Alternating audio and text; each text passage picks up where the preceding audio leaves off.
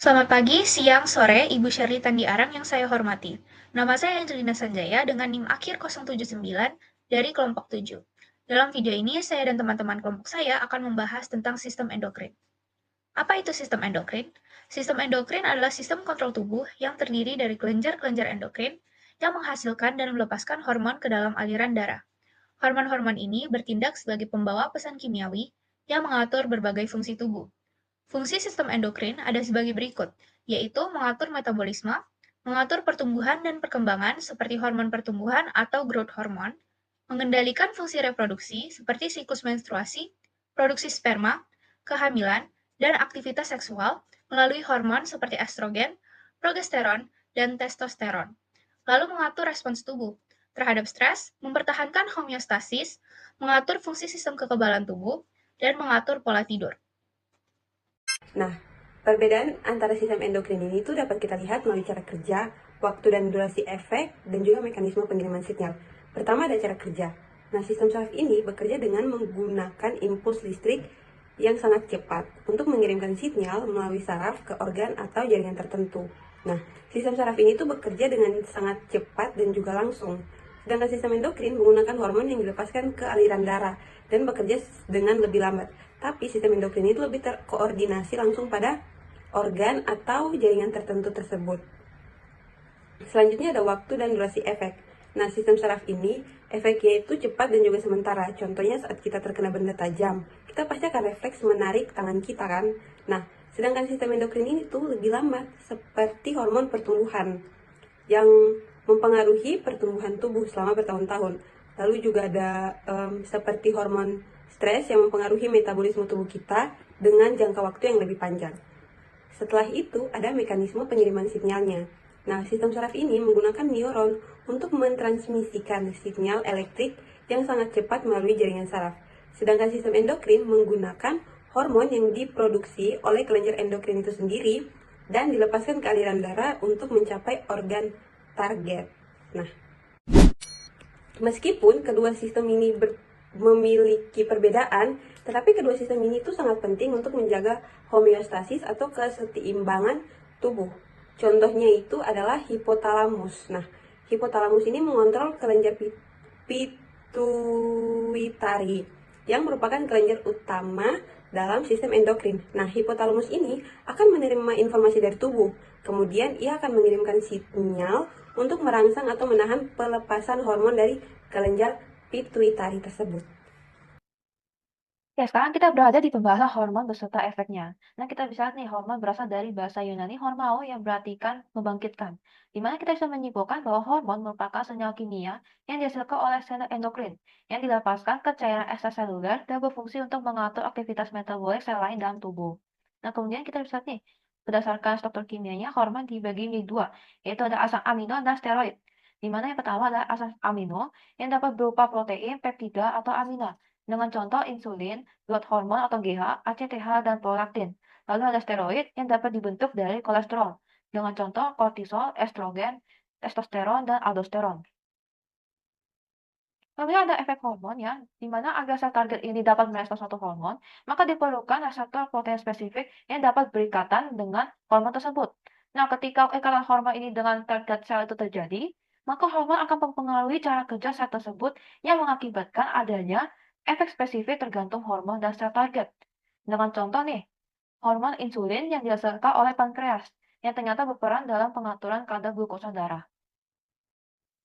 Lalu selanjutnya ada mekanisme kerja hormon yang dibagi menjadi dua. Yang pertama di red gain activation, hormon jenis steroid bersifat larut dalam lemak atau lipid soluble molecules sehingga dapat melewati membran sel plasma sel target dengan mudah.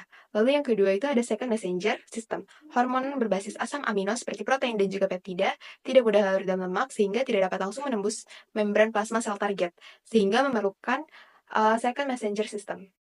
Untuk mekanisme kerja hormon di red gain activation, itu yang pertama hormon steroid akan berinteraksi dengan sel target dengan cara melewati membran plasma. Hormon ini akan mengikat reseptor di dalam inti sel dan membentuk kompleks hormon reseptor. Kompleks tersebut akan berikatan dengan DNA dan mengaktifasi gen tertentu. Gen yang teraktivasi akan menghasilkan RNA untuk mensintesis protein baru. Lalu untuk mekanisme kerja dari second messenger system, yang pertama itu, hormon pertama akan mengikat reseptor di permukaan membran sel target.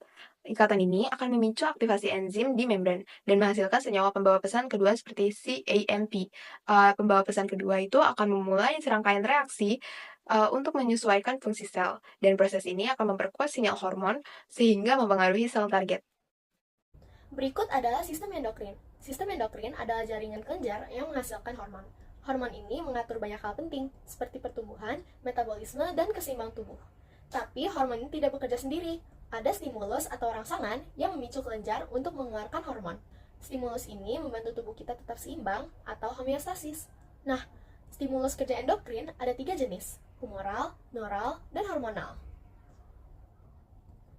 Berikut kita lihat jenis-jenis stimulus kerja sistem endokrin. Yang pertama, ada stimulus humoral. Stimulus ini terjadi kalau ada perubahan kadar zat di darah. Misalnya, kalau kadar kalium di darah rendah, kelenjar paratiroid akan melepaskan hormon untuk menaikkan kadar kalsium. Lalu yang kedua ada stimulus neural. Stimulus neural terjadi karena sinyal saraf. Contohnya saat kita stres, saraf memerintahkan medula adrenal untuk melepaskan adrenalin supaya tubuh siap menghadapi stres. Lalu yang ketiga ada stimulus hormonal. Stimulus hormonal terjadi kalau satu hormon memicu hormon lain, contohnya hipotalamus melepaskan hormon untuk merangsang hipofisis menghasilkan hormon baru. Organ endokrin yang pertama adalah hipotalamus, merupakan kelenjar di otak sebagai pengatur utama sistem hormon. Fungsinya untuk memastikan semua sistem tubuh berjalan dengan baik. Kelenjar pituitari bagian lobus posterior menghasilkan hormon oksitosin yang menstimulasi kontraksi uterus dan merangsang ASI. Kemudian ada antidiuretik hormon yang menyebabkan retensi ginjal.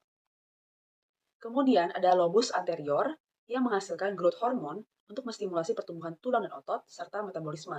Ada prolaktin untuk stimulasi ASI, follicle stimulating hormone untuk menstimulasi kontraksi uterus, sikluasi menstruasi dan juga merangsang ASI. Ada luteinizing hormone untuk menstimulasi ovarium dan testis, ada TSH untuk menstimulasi kelenjar tiroid, dan yang terakhir ada ACTH untuk stimulasi korteks adrenal untuk mensekresi glukokortikoid. Selanjutnya adalah kelenjar pineal yang memiliki hormon melatonin. Hormon melatonin ini berfungsi untuk mengatur mekanisme biologis, seperti membantu mengatur dan memberi sinyal kapan waktu untuk tidur dan bangun. Biasanya hormon melatonin teregulasi oleh cahaya ataupun gelap.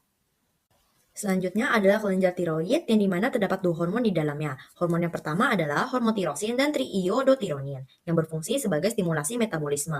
Contohnya adalah mengatur proses metabolisme tubuh, pembentukan jaringan tulang, mengatur suhu tubuh, perkembangan otak, dan juga sistem saraf. Hormon ini juga teregulasi oleh TSH atau thyroid stimulating hormone. Hormon yang kedua adalah hormon kalsitonin yang dimana berfungsi untuk mengurangi kadar ion kalsium di dalam rahang. Hormon ini juga teregulasi oleh kadar ion kalsium di dalam darah. Selanjutnya adalah kelenjar paratiroid yang dimana memiliki hormon paratiroid. Hormon ini berfungsi untuk meningkatkan kadar ion kalsium di dalam darah dan hormon ini juga teregulasi oleh kadar ion kalsium di dalam darah. Selanjutnya adalah kelenjar timus yang dimana memiliki hormon timosin. Hormon timosin ini berfungsi untuk memproduksi sel darah putih seperti yang biasa kita sebut limfosit T ataupun sel T. Untuk diregulasinya masih belum diketahui. Sekarang kami lanjut ke kelenjar adrenal. Kelenjar adrenal adalah kelenjar yang membuat berbagai macam hormon untuk membantu mengatur fungsi tubuh. Di dalam kelenjar adrenal, ada medula adrenal dan korteks adrenal. Pada medula adrenal, menghasilkan hormon epinefrin dan norepinefrin. Dan struktur kimianya adalah amina. Lalu mekanisme aksinya adalah meningkatkan kecepatan metabolisme, meningkatkan kadar glukosa dalam darah, dan meningkatkan tekanan darah. Dan diregulasi oleh sistem saraf simpatik. Pada korteks adrenal, menghasilkan hormon glukokortikoid dan mineral okortikoid. Dan struktur kimianya adalah steroid. Mekanisme aksinya adalah meningkatkan kadar glukosa dalam darah dan memicu reabsorpsi natrium serta ekskresi kalium pada ginjal. Dan diregulasi oleh ACTH dan kadar natrium serta natrium di dalam darah. Lanjut pada kelenjar pankreas. Kelenjar pankreas adalah kelenjar yang berfungsi untuk menjaga agar metabolisme dan pencernaan tubuh menjadi seimbang. Di dalam kelenjar pankreas ada namanya pankreas dan menghasilkan hormon insulin dan glukakon. Struktur kimianya adalah protein. Dan mekanisme aksinya adalah mengurangi kadar glukosa dalam darah dan meningkatkan kadar glukosa dalam darah dan diregulasi oleh kadar glukosa dalam darah. Selanjutnya kita akan masuk ke dalam pembahasan yang mencakup kelenjar gonad. Pertama sekali adalah ovarium. Ini adalah kelenjar reproduksi pada wanita yang terletak di dalam panggul. Dan kelenjar ini akan menghasilkan dua hormon utama. Seperti yang kita lihat ada estrogen dan progesteron. Di mana estrogen di sini berfungsi untuk menstimulasi pertumbuhan dinding uterus dan juga akan mendukung perkembangan serta dia menjaga karakteristik seksual sekunder pada wanita seperti pembentukan payudara dan siklus menstruasi. Nah, kemudian produksi estrogen ini diatur oleh follicle stimulating hormone atau FSH, yakni suatu hormon perangsang folikel yang diproduksi oleh kelenjar pituitari anterior. Dan FSH akan merangsang pematangan folikel ovarium yang akan menghasilkan estrogen. Nah, selain itu, nanti ada hormon luteinizing hormone atau LH. Dia akan memicu ovulasi dan meningkatkan produksi estrogen. Hormon yang kedua adalah progesteron. Progesteron akan berperan dalam mempersiapkan dinding uterus untuk kehamilan dan membantu mempertahankan kehamilan setelah terjadinya pembuahan. Sekresi progesteron ini akan diatur oleh LH atau luteinizing hormone yang mendukung aktivitas korpus luteum setelah ovulasi. Organ yang kedua adalah testis. Ini adalah kelenjar reproduksi pada pria yang terletak di dalam skrotum, di mana kelenjar ini akan memproduksi hormon testosteron yang merupakan bagian dari kelompok hormon androgen. Testosteron akan mendukung pembentukan sperma dan berperan dalam perkembangan karakteristik seksual sekunder pada pria, seperti suara berat, pertumbuhan otot, dan rambut tubuh. Produksi testosteron diatur oleh dua hormon utama dari kelenjar pituitari, yaitu seperti tadi FSH dan LH, di mana FSH akan merangsang sel Sertoli di testis untuk mendukung proses spermatogenesis, sedangkan LH akan merangsang sel Leydig di testis untuk memproduksi testosteron. Selanjutnya kita akan masuk ke beberapa gangguan sistem endokrin. Gangguan pada sistem endokrin ini biasanya disebabkan oleh ketidakseimbangan hormon, baik itu hiposekresi atau produksi hormon yang terlalu banyak, dan juga hiposekresi, yaitu produksi hormon yang terlalu sedikit. Beberapa contoh gangguan umum pada sistem endokrin meliputi penyakit tiroid yang terjadi akibat gangguan pada kadar hormon tiroid dalam tubuh. Kemudian ada diabetes mellitus, yaitu kondisi yang disebabkan oleh ketidakseimbangan hormon insulin yang dihasilkan oleh pankreas. Kemudian ada PCOS, yang merupakan gangguan hormonal pada wanita, yang mana seringkali melibatkan ketidakseimbangan hormon reproduksi. Dan kondisi ini dapat mempengaruhi ovulasi dan siklus menstruasi. Yang terakhir mungkin ada hipogonadisme, di mana ini adalah penurunan fungsi testis pada pria ataupun ovarium pada wanita, yang menyebabkan berkurangnya produksi hormon reproduksi seperti testosteron, estrogen, ataupun progesteron, dan masih banyak lagi. Lalu selanjutnya ada organ non-endokrin yang menghasilkan hormon. Yang pertama itu ada lambung, yaitu hormon yang dihasilkan oleh gastrin yang tersusun atas peptida, dirangsang oleh maksudnya makanan yang menyebabkan pelepasan asam klorida. Lalu ada usus halus, ada 3 hormon yang disekresikan yaitu intestinal gastrin, sekretin, dan kolisistokinin. Khusus untuk intestinal gastrin dia dirangsang oleh makanan yang mengandung lemak, yang lainnya juga dirangsang oleh makanan yang menyebabkan pencernaan makanan. Lalu ada ginjal, dia menghasilkan hormon eritropoietin yang tersusun atas glikoprotein dirangsang karena hipoksia atau turunnya kadar oksigen yang menyebabkan kenaikan produksi sel darah merah di sumsum tulang. Lalu ada jantung, dia menghasilkan hormon atrial natriuretik peptida yang tersusun atas peptida terangsang karena peregangan natrium di hati yang menyebabkan penghambatan reabsorpsi ion natrium dan pengeluaran renin pada ginjal serta menghambat pengeluaran aldosteron yang menyebabkan menurunkan volume dan tekanan darah. Sistem endokrin memainkan peran penting dalam mengatur berbagai fungsi tubuh melalui pelepasan hormon. Fungsi-fungsi ini mencakup metabolisme, pertumbuhan, reproduksi, dan respons homeostasis. Hormon bekerja melalui 2 mekanisme utama. Yang pertama, direct gene activation, di mana hormon steroid menembus membran sel dan berinteraksi langsung dengan DNA untuk mengatur aktivitas gen. Dan yang kedua, ada second messenger system, di mana hormon peptida dan asam amino berikatan dengan reseptor di permukaan sel, memicu reaksi berantai di dalam sel.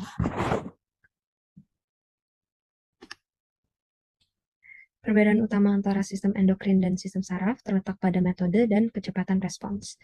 Sistem saraf menggunakan impuls listrik untuk respons yang cepat dan spesifik, sedangkan sistem endokrin menggunakan hormon untuk respons yang lebih lambat, namun bertahan lama dan mencakup area yang lebih luas. Kedua sistem ini berinteraksi melalui hipotalamus yang berfungsi sebagai penghubung antara sistem saraf dan endokrin, mengintegrasikan sinyal dan mengatur pelepasan hormon. Beberapa organ endokrin utama meliputi medula dan korteks, pankreas, testis, dan ovarium. Rangsangan untuk pelepasan hormon dalam sistem endokrin dapat diklasifikasikan menjadi 3 kategori. Yang pertama, neural, yang dipicu oleh impuls saraf. Lalu humoral yang dipicu oleh perubahan kadar zat dalam darah seperti ion atau nutrien, dan yang terakhir hormonal yang dipicu oleh hormon lain yang merangsang atau menghambat pelepasan hormon tertentu.